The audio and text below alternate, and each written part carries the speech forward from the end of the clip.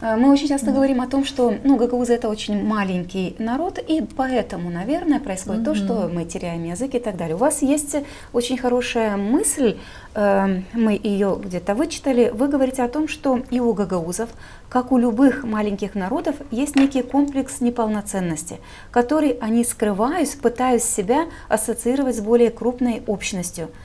Прокомментируйте свои слова, и не в этом ли скрывается то, что мы, как гагаузы, истончились? Да, и в этом тоже. И в этом тоже.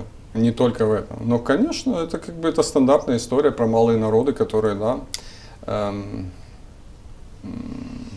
что сказать, у нас нет столько ресурсов ни человеческих, ни денежных, ни интеллектуальных, ни культурных, ни языковых.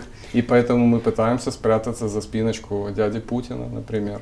Но у нас есть свое государство, в котором мы сейчас живем, Молдова. Но тот язык мы тоже не знаем. Вы ошибаетесь. В смысле, да, мы живем в Молдове, но у нас люди, особенно старше определенного возраста, до сих пор не обнаружили себя в Молдове. Они все еще живут в своем колхозе в СССР имени Ленина и мечтают, как они своруют пару кабачков домой оттуда.